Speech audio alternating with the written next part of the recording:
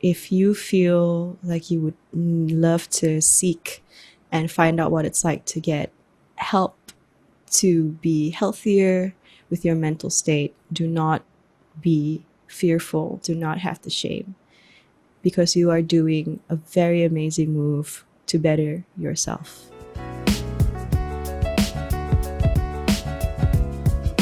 Would you mind sharing a bit about your life in America, and also at what point, did you decide to come back to Malaysia, and what were the motivations behind that? For me, the best part about living in any place, and I've lived in a lot of places, but like the one thing that makes me feel comfortable about moving to a certain place is the support system. Everyone says that the first couple of years when you move to Los Angeles are the loneliest, because it's so spread out. If you don't know a lot of people, then don't know where to go. And it was like quite lonely for the first 2 years, because I didn't find my solid group of friends yet.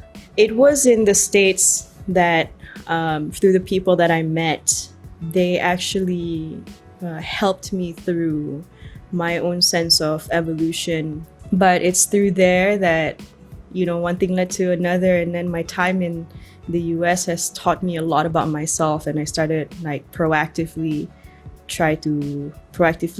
better myself each and every single day. I came back into 2018 and got to know more Malaysians who had just come back from living abroad for a long time. Other motivations include my family. My brother's getting bigger now, so kind of want to know him, get to know him as a person too. And I just miss home. But I think, when you came back, obviously, both of us obviously, have firsthand experienced this with that drastic change. I mean, did it affect your mental health at all? I must admit that it has sent me to therapy, because everything just sort of is happening really fast. And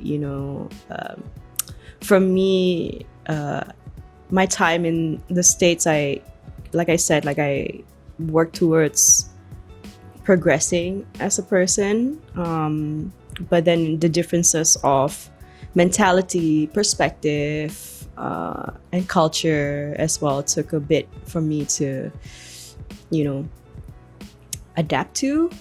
to. But I mean, I love being back home, I really do. However, sometimes there are certain challenges that you have to be a little bit more sensitive towards working through. One thing that you mentioned, which I thought was very interesting, was coming back has actually been one of the impetus, or been one of the driving factors for you to engage in your mental health and go for therapy for that first time. Was there a trigger event that happened to make this decision? And if there was, what was that experience like? There's a couple of reasons. One is, not gonna lie, I think, quarantine really took a toll on me. And as a traveler as well, I didn't know I was getting travel withdrawals until much later, because everything just sort of happened like a ghost trail, and then boom, suddenly it caught up to me. And the other reason why I went to therapy is because, I had through quarantine, I'm like, man, if my mental health is like this, I wonder how everyone else's is right now, because we're humans. We're not meant to be cooped up 24/7 for long periods of time. And just coming back and reminding myself, what, I want to go to therapy for myself, and also for the reasons of wanting to know what it's like, because I really, now more than ever, would love to advocate for mental health. But I have to know what it's like to go to therapy first, right? Before I tell you, you should go to therapy, it's awesome. Have you tried it? No, but I heard it's awesome. So I have to have that firsthand experience of, knowing what the atmosphere is, talking to an actual qualified therapist, and being there and being present, and really have no fear of judgments. For those who maybe might not know how therapy feels like, or the experience of it, would you mind sharing a bit about how, if you did anything to prepare yourself for that first, session, and then what actually happens in that session? I did not prepare anything besides the fact that I'm like, hey, I'm just going to go try this out, see what it's like. So he sits down and then I sit down. And it's just the funniest thing, Joan. Like, the aura started opening and it's just like welcoming. And the next thing you know, you're telling this person what happened when you were 4 years old.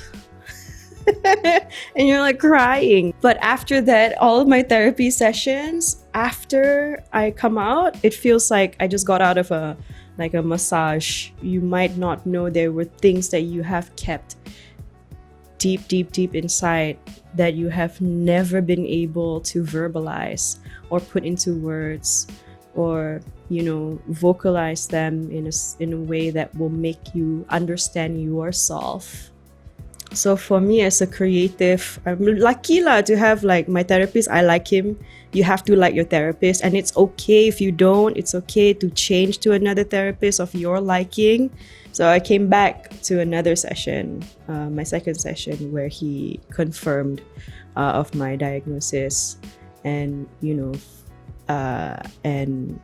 said, okay, we're going to create a program where we're going to transport you back to all the times when you were introduced to these feelings. Because I think as a creative person as well, it's important for me to find somebody who can skip through all of that, oh, this person is crazy, but just understand that, okay, creative mind works differently, and just go straight to the core. Just like everybody else, something to do with childhood always. Hi, I'm Zee Avi, and I proactively engage with my mental health, and I encourage you to do the same. Let's have a thoughtful chat.